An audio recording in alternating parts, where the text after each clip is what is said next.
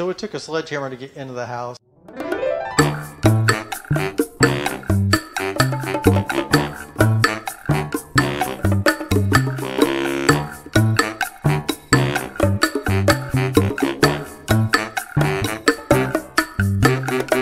Welcome back, minions, to another episode of Automisery. First, I'd like to thank all of you viewers. I've only had the channel for less than 2 months, and I've already received 900 views, and I think that's pretty great. The number of subscribers is only 30, so I'm finding out it's a lot easier to get viewers than subscribers. So if you like the content, you like the show, please subscribe. This episode is about Lana. It's a behind the scenes on some of the things I had to do to go get her and a couple of funny stories. So stay tuned and you'll get to see more about the Porsche 928 or 928 if you prefer. All right, this starts the adventure. I'm even wearing my Porsche shirt. So we're headed out to get the 928, 1982 928, and this car's name is Lana. This is cousin Randy. He's taking me down to Clinton, Missouri. I think it's about 2 hours away. And so we'll see how that goes. See you there. In there, it's like, just like my motors, use premium with no ethanol in it. But if he's going to drive all over the place, then you don't, sure he'll burn. See, these are the nice people I bought the car from. This is Lynn, and this is Lisa. Thank you. Thank you. And cousin Randy who brought me down here. But this is the 1982 Porsche 928, beautiful car. My favorite color of car, which is hard to find for me. Every time I try to get red, I never do. So this is the first. Yeah. Beautiful. And we'll see, I think it's a 2-hour drive back, so we'll see how the 1980 car does. No air conditioning. So I gave that relay to fix it. So I will... The gas gauge, it hangs up at around half or so, maybe a quarter. And that's good to know. The gas gauge hangs up. I keep the tank stop up, but all you do is the cinder's right here under this carpet. It just needs to be taken out and cleaned. There's a in the brown envelope in here. There's there's a CD I put in there that's got a video.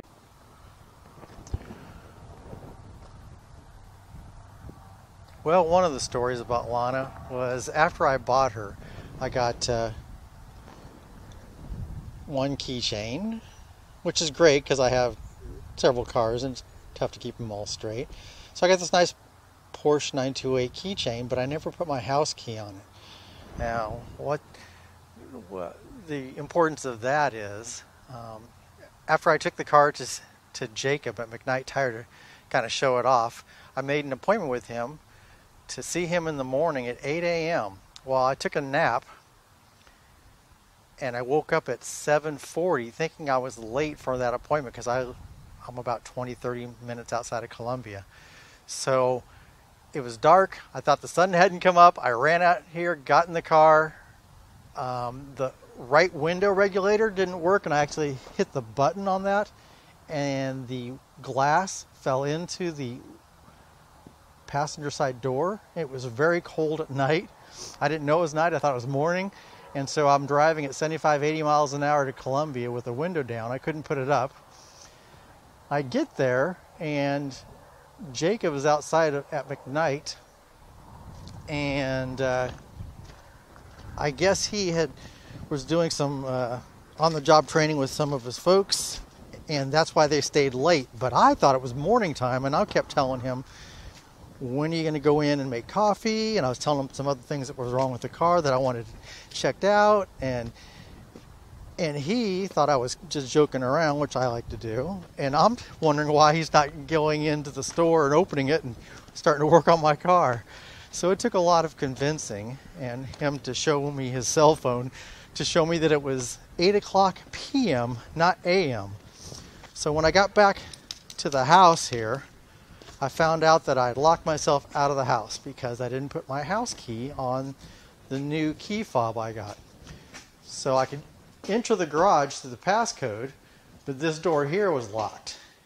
And after going through the entire house, every window, I got a step ladder and and tried all the windows on the second floor and even ripped open a screen accidentally. I finally went to the barn and got a sledgehammer and busted all those pieces there out of that door. So it took a sledgehammer to get into the house, and I needed a new door lock anyway, so now it's one where you can use your fingerprint to get in the house, so you don't need a key anymore. But even after all that, and I finally got into the house at 11 o'clock at night, I still had to get up early in the morning to go do that whole thing again with Lana. So that was just for an inspection, and then to come to find out she failed inspection anyway. So it was a tough row to hoe with Lana, but that's the story.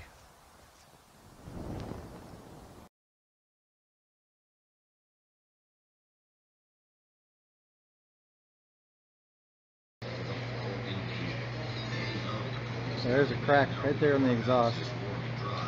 All right, what else you got for me? Both inner tie rods have some play to them as well. You want to go under? Specify alignment wear too, I'd recommend, since they probably haven't been rotated in a while. Yeah, you can see the inside. Oh yeah, the plays quite a bit. Yeah. And then both sides are that way. Yep. And the inside tire again is a little more worn. All right. So other than the tie rods and the exhaust, anything else? Should be good. Other than that, everything else looks like it's good enough to pass. Anything dripping? Nope, didn't really notice anything. It needs to be clean for sure. Yeah, But degreased at least. all right.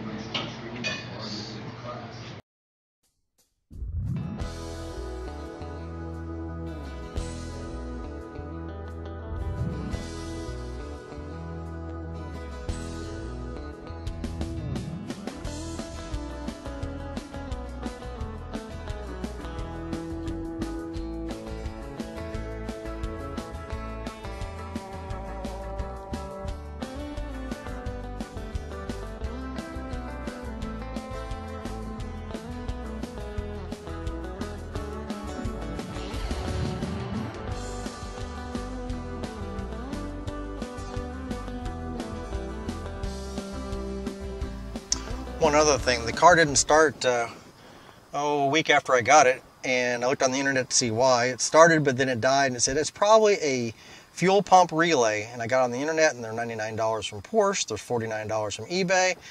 And I came out here and looked at the fuse box because there's a lot of relays in here.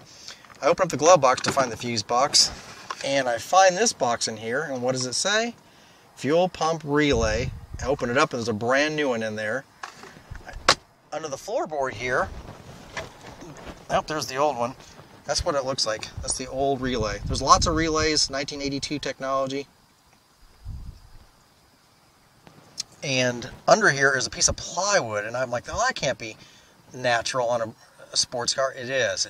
A piece of plywood on the floor down here. Actually came with the vehicle. Under that is the relay and fuse box. I pulled this old one out, put that new one in, started the car. It's worked fine ever since. So what are the odds of me, one, diagnosing the problem correctly from the internet, two, coming in and finding the exact part in the glove box that I needed? That was a sign, I think, that the car is being nice to me. So one of those other little odd stories from the 928. And by the way, her name is Lana. So that's the story for Lana, the 1982 Porsche 928. And finally, it always bugged me how Joel in Risky Business couldn't shake Guido as quickly as he could in the Porsche 928.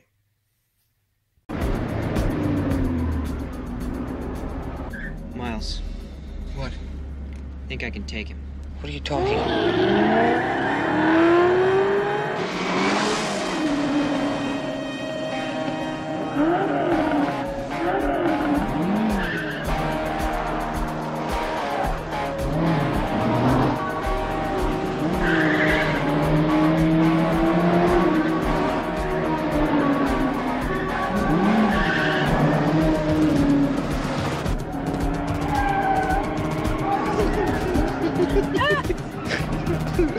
I'm really not enjoying this.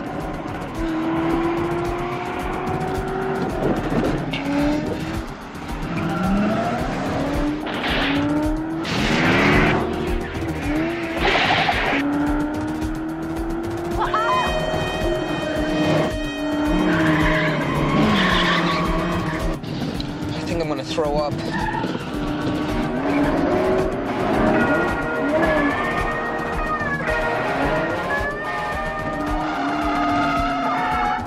I think I'm gonna throw up on you, Joel.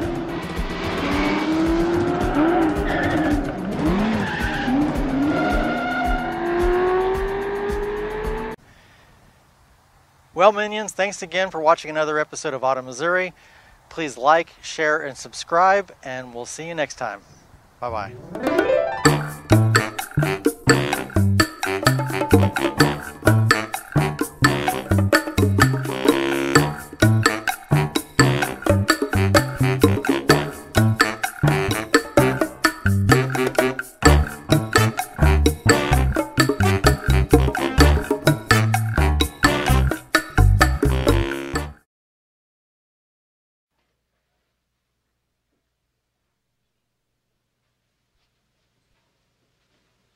You're still here? It's over. Go home.